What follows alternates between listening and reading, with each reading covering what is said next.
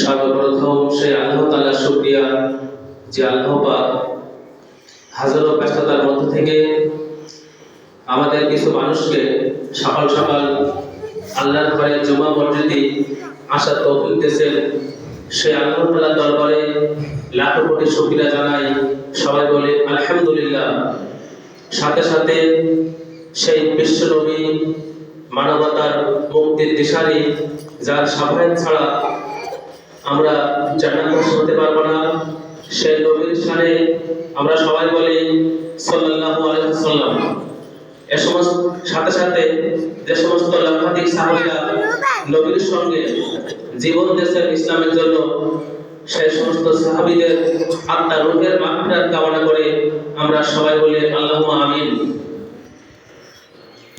আউযু বিল্লাহি মিনাশ শাইতানির রাজীম। বিসমিল্লাহির রহমানির রহিম।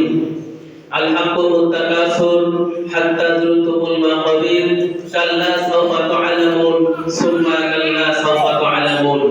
সাদাকাল্লাহুল আযীম।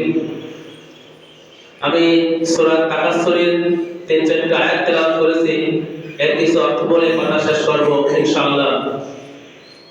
আল্লাহ পাক এমন ভাবে কোরআন শরীফের আয়াতগুলো পর্যায়ক্রমে নাযিল করেছেন, সময় সাময়িক যখন যে সমস্যা তখন সেই সমস্যার সমাধান হয়ে দাঁড়ায় আল কোরআন।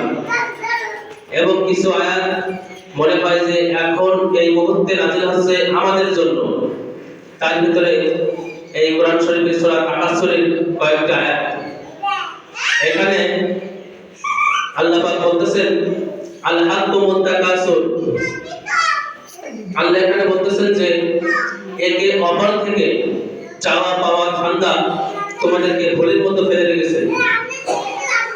একে অপর থেকে চাওয়া পাওয়া ধান্দা, প্রতিযোগিতা, নারীর প্রতিযোগিতা, গাড়ির প্রতিযোগিতা, সম্পদের প্রতিযোগিতা, টাকার প্রতিযোগিতা আমাদেরকে আল্লাহকে ভুলিয়ে রাখছে। আর এগুলো করার জন্য আল্লাহ আমাদেরকে ইঙ্গিত করে বলতেছেন। আজকে যারা আমরা মাঠে কাজ করতেছি, সমানে আমরা মাঠে কাজ করতেছি, জোহর আসর মাগরিব যায়, কোনো খোঁজ হয় না। যারা দোকানদারি করতেছে, গাড়ি ড্রাইভিং করতেছে, শতকরা 15% মানুষও নামাজ পড়ে না। তার মানে কি, আমরা কোনো মনে ভাবি নামাজ না পড়তে গেলে সময় নষ্ট হবে, টাকার ইনকাম কম হবে, ব্যবসায় লস যাবে, এই জন্য নামাজ পড়ি না। উদ্দেশ্য কি? প্রতিযোগিতা। তার 2 বিঘি বন্ধ, আমার 3 বিঘি বন্ধ রাখতে হবে। তার 2টো গাড়ি, আমার 5টা গাড়ি কিনতে হবে। এই প্রতিযোগিতা করতে যে আমরা কোরআন তেলাওয়াত, কোরআন শিক্ষা, হাদিস কোরআন মানা, নফল নামাজ পড়া, তাহাজ্জুদ পড়া, ওয়াক্ত নামাজ পড়া, আল্লাহ সকল কাজ থেকে আমরা পিছিয়ে আছি। তো এই সিগন্যাল আল্লাহ পাক সূরা তাকাসুরের আগে থেকে দিয়ে রাখছেন। আল্লাহ পরে বলছেন যে এই চিন্তা ভাবনা তোমাদের মৃত্যুর কাছে নিয়ে যায়, মৃত্যু না আসা পর্যন্ত তোমরা চেষ্টা করতেই থাকো। তার মানে হুট করে মৃত্যু চলে আসে আর নামাজ পড়ার সুযোগ হয় না। এজন্য আল্লাহ রাসূল সাল্লাল্লাহু আলাইহি ওয়াসাল্লাম একটা হাদিসে খুব উত্তম কথা বলেছেন যে তোমরা অসুস্থ হওয়ার আগে আল্লাহর কাছে লেগে যাও। যদি আমার এক সাইড পড়ে যায়, প্যারালাইসিস হয়, অসুস্থ হয়ে যায়, স্ট্রোক করে বিছানায় পড়ে থাকি, লং টাইম জ্বরে পড়ে থাকি, তাহলে দেখা যায় যে আর নামাজ কালাম মসজিদে চাইলেও মন চায় না। আল্লাহর কাছে হাজার কান্নাকাটি করেও মসজিদে আসতে পারা সম্ভব হবে না। বহু লোক গ্রামে পড়ে আছে অসুস্থ হয়ে, বিভিন্ন সমস্যাজনিত বাড়িতে পড়ে আছে, তাদের দুঃখে মনটা ফেটে যাচ্ছে যে আমাদের যদি সুস্থ হতাম মসজিদে 5 ওয়াক্ত নামাজ পড়ে যাইতাম। এই জন্য আল্লাহ রাসূল বলে দিয়েছেন তোমরা অসুস্থ হওয়ার আগে আল্লাহর কাজ করো। সংসারে অধিক থেকে অধিক অভাব দেখা দেওয়ার আগে আল্লাহর ইবাদত, আল্লাহর নামাজ কালাম করো। যখন চারিদিকে হাই হাই খাই খাই লেগে যাবে, এদিক কিস্তি ওদিক কিস্তি, এদিক অভাব ওদিক অনাটন, তার আগেই তোমরা আল্লাহর কাজ করো। যখন অভাব দেখা দেবে তখন চাইলেও পারবে না। আর মৃত্যু আসার আগে আল্লাহর কাজ করো। এই মৃত্যু যে কোনো মুহূর্তে আসতে পারে। আমরা বেশিরভাগই ভাবি এখনো অল্প বয়স, এটা আমাদের শয়তানের একটি ধোঁকা। কেবল অল্প বয়স, এখন দাঁড়িয়ে থেকে নামাজ কালাম করে এখন এগুলো বলে এখনো বহু সময় পড়ে আছে, যার কারণে স্ট্রোক নামক রোগটা সমাজে ব্যাধির মতো, কিন্তু মানুষের কিছুই মনে হয় না। জন জন মানুষ মারা যাচ্ছে, কি হয়েছে? স্টার্ট করেছে, কি হয়েছে? স্টপ, হার্ট অ্যাটাক, কিছুই মনে হয় না। যেগুলোর মধ্যে আমরাও যে মারা যাব, এই চিন্তা ভাবনা আমাদের অন্তর থেকে একদম নাই। অথচ হাদিসে আছে তোমরা মৃত্যুর কথা দৈনিক কয়েকবার ভাবো যে আমাদের কবরে যাওয়া লাগবে, অন্ধকার ঘরে, পুরা মরমরের ঘরে, নিঃসঙ্গ ঘরে, যেখানে আমল ছাড়া কোনো গতি নেই, কিন্তু আমরা সেই চিন্তাই করি না। এই জন্য আল্লাহ পাক বান্দার সব জাহান্নামে যাওয়ার পথের প্রত্যেকটা পয়েন্টে পয়েন্টে বিভিন্ন আয়াত, বিভিন্ন সিগন্যাল দিয়েছেন। যেখানে এটা বিপদ, এখানে এটা অন্যায়, এখানে এটা মারাত্মক অন্যায়, এসে মানে যেও না, এটা শিরক, এটা বিদআত, এটা মুনাফিকি, এটা চগলখড়ি, এটা গীবত, এটা পিতামাতার কষ্ট, এটা মিথ্যা। আল্লাহ প্রত্যেকটা পয়েন্টে পয়েন্টে যেখানে জাহান্নামে যেতে হবে সেই সংকেত সব দিয়ে দিয়েছেন। কিন্তু আমরা তো কোরআনের অর্থ পড়ি না, অর্থ আমরা পড়ি না। মা বোনেরা যা কম বেশি পড়তে পারে তারাও বেশিরভাগ অর্থ পড়ে না। অর্থ না বললে আপনার জীবনের ভুল কিছুই বুঝতে পারবেন না। আল্লাহ আপনার মহান মালিক, তিনি বানিয়েছেন, তিনি সবকিছু বিধান দিয়েছেন। কোথায় যাবেন, কোথায় যাবেন না, কোথায় কি করবেন, কোথায় কি করবেন না, কি খাবেন, কোনটা খাবেন না, কার বাসায় যাওয়া নিষেধ, কখন যাওয়া যাবে, সব বিধান কোরআন শরীফে আছে। আল্লাহ কি সুন্দর করে বলছেন, কেউ কি আসো যে কোরআন থেকে উপদেশ গ্রহণ করবে? এটা খুব একটা সহজ গ্রন্থ, যেটা বুঝতে পারবে না তোমরা সেটা বড় বড় মুফতি মুহাদ্দিসদের প্রশ্ন করবে, তখন তোমরা অর্থ পড়ো। পৃথিবীতে আল্লাহ রাসূলকে প্রথম পড়তে বলছেন, ইকরা বিসমি রাব্বিকাল্লাযী খালাক, পড়ো তোমার প্রভুর নামে যিনি তোমার সৃষ্টি করেছেন। আল্লাহ প্রথম নামাজ, রোজা, হজ, যাকাত কিছুই নিয়ে আসেননি, কিন্তু আমরা এখন পড়ি না, এইজন্য বুঝি না, এইজন্য জীবনে আমল করতে পারি না। আল্লাহ পাক প্রত্যেকটা বাধার মুখে, যাদের বছরে খেয়ে দেয় 1 লাখ টাকা জমা আছে, ঋণ নেই, তার জাকাত হয় শতকরা 8,000 টাকা, কিন্তু আমরা কেউ জাকাত দেই না। বহুত লোক নামাজ পড়ে জাকাত দেয় না। অথচ হাদিসে আছে যারা জাকাত দেবে না তাদের গলায় কিয়ামতের ময়দানে টেকো সাপ ঝুলাই দেওয়া হবে, যে সাপের বিষ নাকি পৃথিবীতে একবার পড়লে গোটা পৃথিবীতে ফসল হবে না, মাটিগুলো সব তামা হয়ে যাবে, এত ভয়ঙ্কর সাপ গলায় ঝুলিয়ে দেওয়া হবে। গীবত করলে, গীবত জেনা করা সেও জঘন্য অপরাধ। যে গীবতটাকে বস্তু বানিয়ে আল্লাহ রাসূল বলছেন যে সাগরে নিক্ষেপ করলে গোটা সাগরের পানি দুর্গন্ধ হয়ে যাবে, গীবত এমন এক ভয়াবহ। আমরা যারা হুজুরা থেকে শুরু করে নিম্ন পর্যায় পর্যন্ত আমরা গীবতের মধ্যে জড়িত, গীবত থেকে বাঁচতে পারতেছি না। অথচ গীবত বাংলার ভাব। গীবত করলে যার করতেছে সে দেখো নামাজ কালাম করে না, তার গীবত করতেছে, কিন্তু সে আমার আমল অনায়াসে নিয়ে যাচ্ছে। 10 মিনিট গীবত করলাম, 10 মিনিট কোরআনটা হচ্ছে নিয়ে গেল, কি না হলো? কিয়ামতের ময়দানে আমল দেওয়া লাগবে। এই জন্য আমরা অন্তত যেগুলো সত্যতার পাপ, আমরা ঠাট্টা করে সমানে মিথ্যা বলি, অথচ মিথ্যা মিথ্যাই, ছোট বড় সবই একই গুনাহ। আমরা যেগুলো সত্যতার পাপ, মানুষের নাম মিশানো, ঠাট্টা মশকরা করা, মানুষকে সামনে করে ডাউন দেওয়া, মানুষকে হাস্যকর ভাবে ডাকা, এই পাপগুলো থেকে আমাদের বাঁচতে হবে। তার যেটা প্রথম বলছিলাম যে আল্লাহকে তাকাসু, তোমরা সম্পদ, গাড়ি বাড়ির প্রতিযোগিতা তোমাদেরকে আল্লাহকে ভুলিয়ে রাখছে, এবং এই উদ্দেশ্য নিয়েই তোমরা কবরে পৌঁছে যাবে। আল্লাহ এখানে বলেছে বয়স 40, 45, 60 ঠিক আছে, কিন্তু মানুষের বেঁচে থাকার জন্য ইনকাম করতে হবে, কিন্তু আল্লাহ বলছে নামাজ কালাম বাদ দেয় নয়। যে আল্লাহ আপনাকে আরামের ঘুম দিল, 12 ঘন্টা মৃত্যুর মধ্যে ছিলেন, 8 ঘন্টা ঘুমিয়েছিলেন মৃত্যুর ভিতরে, সেই ঘুমন্ত মৃত্যু থেকে আল্লাহ পাক আপনাকে সুন্দর সকাল বেলা দেখার জন্য আপনি আলহামদুলিল্লাহ করে বললেন না, ফজরের নামাজ পড়লেন না, এরপর আল্লাহ আপনাকে আবার জোহরে খাওয়াচ্ছে, জোহরে নামাজ পড়লেন না, আসর মাগরিব পড়লেন না, সময় চলে গেল। উদ্দেশ্য কি? ইনকাম, টাকা পয়সা। কিন্তু আপনি কি বিশ্বাস করেন যে আপনার রিজিকে, আপনার তকদিরে যা লেখা আছে সেই ইনকাম আপনি অবশ্যই পাবেন, কোনো সন্দেহ নেই। আপনি যতই চেষ্টা করেন নামাজ কালাম বাদ দিয়ে, যেগুলো আপনার পৃথিবীর সৃষ্টির 50,000 বছর আগে লেখা ছিল, ওগুলো আপনি না পাওয়া পর্যন্ত মরবেন না। এই যে ইমানের বিশ্বাস, এটা আমাদের নাই। এই জন্য আমরা নামাজ কালাম বাদ দিয়ে দুনিয়ার কাজ কাম করতেছি। বাজারে আজান দিলে কয়জন ব্যবসায়ী নামাজে যায়? এই যদি কাস্টমার আসে, যদি একজন এই মধ্যে আসে, এই উদ্দেশ্য। আর আপনি নামাজ কালাম করলেও যা আপনার রিজিক আছে আপনি তা অবশ্যই পাবেন। তাহলে বলছে মৃত্যু আসা পর্যন্ত দেখা যায় যে ও মানুষ হয় না যে এত বয়স হলো এখনো মসজিদ মুখী হয় না, এখনো দেখো হাজার দিন হয়ে গেছে মাঠ ঘাট কবে নামাজ পড়বে? আল্লাহ এটাতে বুঝাইছে যে ও নামাজ পড়া শুরু করবে না, ভোট করে মৃত্যু এসে যাবে, আর সুযোগ হবে না। আল্লাহ একটা আয়াত বড় আফসোস করে নবীর সাথে বলছে, রাসূল কিছু বান্দা এমনও আছে যখনই অসুস্থ হয় তখন নামাজ ছাড়া কিছুই বোঝে না, যখনই সুস্থ হয়ে যায় তখনই সে মনে করে সে অসুস্থই ছিল না, সে আমাকে জেনেই না, আমাকে ভুলেই যায়, সে আর কর্তৃত্ব হয় না। এই জন্য আল্লাহ তাআলা আমাদের বিপদ আপদ অসুস্থ এগুলো দেয় আমাদের রোগ মুক্তির জন্য, আমাদের রোগ মুক্তির, আমাদের গুনাহ মাফ করার জন্য।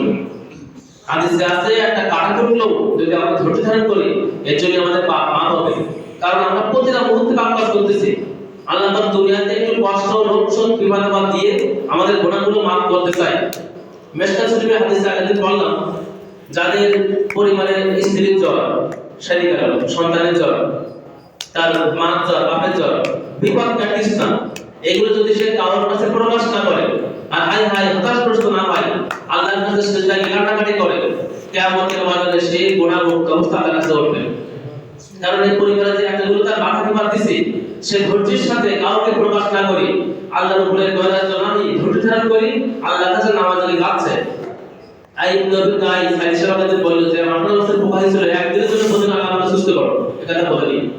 যখন জিহ্বায় পোকা করে তখনও বলেন আমাকে সুস্থ করো, সে শুধু বলতো ইয়া রহমান, তোমার নাম তো রহমান, তুমি তো রহিম, আমার তো জিহ্বায় পোকা ধরেছে, এখন আমি কি করব? কথা বলার কন্ডিশন কি? তুমি রহমান, তুমি দয়াবান, এখন তোমার জিহ্বায় পোকা ধরেছে, আমি তোমার নাম কিভাবে দেব? আল্লাহ আমাকে সুস্থ দিতে দেন। এমনকি ওই হাদিসটাই মেশকাতের ওই হাদিসটা লাস্টে আছে, এমনকি যদি মুমিন কোনো টেনশন প্রেশার করে অভাব অনটন এ নিয়ে, এর জন্য তার গুনাহ মাফ হয়। কিন্তু আমরা তো আল্লাহকে গালি দিয়ে বসি বিভিন্ন ভাষায়, ইঙ্গিতপূর্ণ ভাবে, আর মনের কষ্ট শয়তান ধোঁকা দেয়।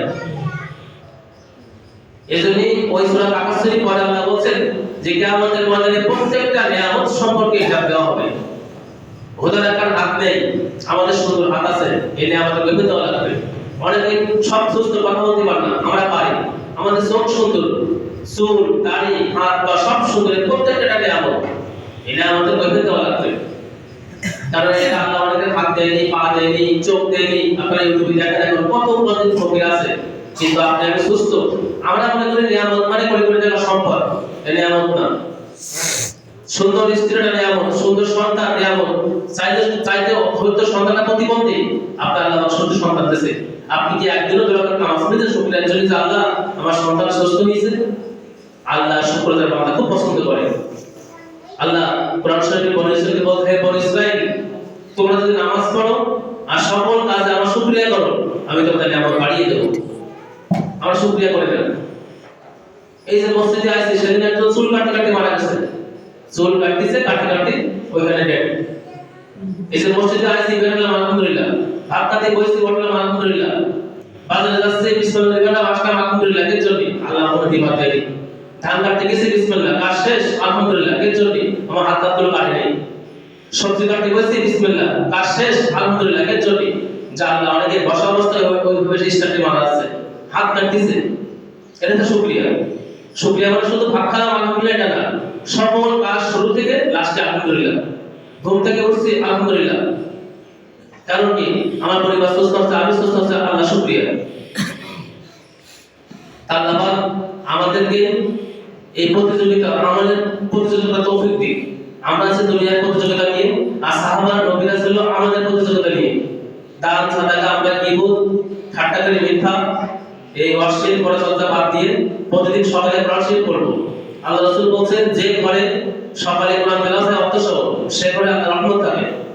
আর যাদের ঘরে ছবি আছে, ছবি, পুতুল, বিভিন্ন যে কোনো ছবি দয়া করে সরিয়ে ফেলবেন। বুখারী শরীফে 7টা হাদিস পাওয়া আছে ছবি নিয়ে।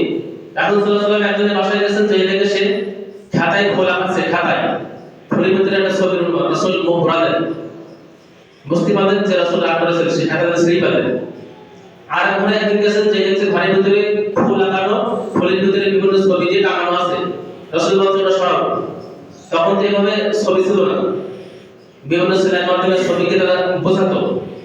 এজন্য যে ঘরে ছবি থাকে সে ঘরে আল্লাহর ফেরেশতা থাকে না, আল্লাহর ফেরেশতা না গেলে সেখানে রহমত থাকে না।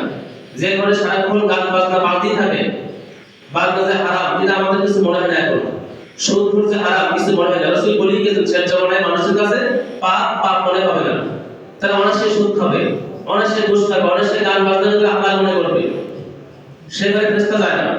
এই জন্য যারা কোরআন পড়তে পারেন মা বোনেরা, পুরুষ লোকেরা সকালে কোরআন পড়বেন অর্থসহ এবং রাত্রে সূরা মুলক আমল করবেন। সূরা মুলক পড়তে 5-6 মিনিট লাগে, আপনার কবরে আযাব হবে না।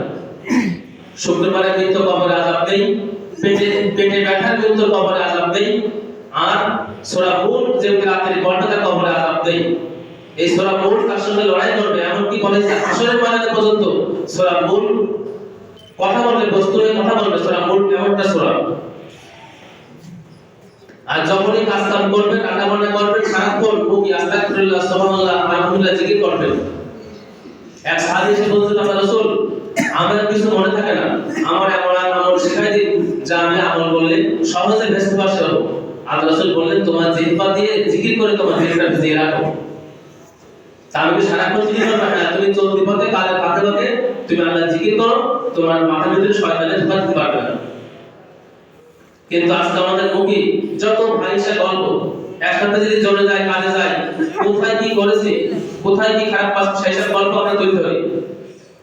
অথচ আল্লাহ পাক সূরা মুমিন বলছেন, মুমিন কখনো ফাহিশার কথা, অশ্লীল গল্প, যে গল্পে কোনো ইসলামের শিক্ষা নেই সেই গল্প করবে না। অশ্লীল কথা মানে গালিগালাজ, শুধু অশ্লীল কথা না। সমাজে বহু মানুষ আছে ওই ফাঁকা গল্প, ওই নড়ি সেই গল্পই বলবে।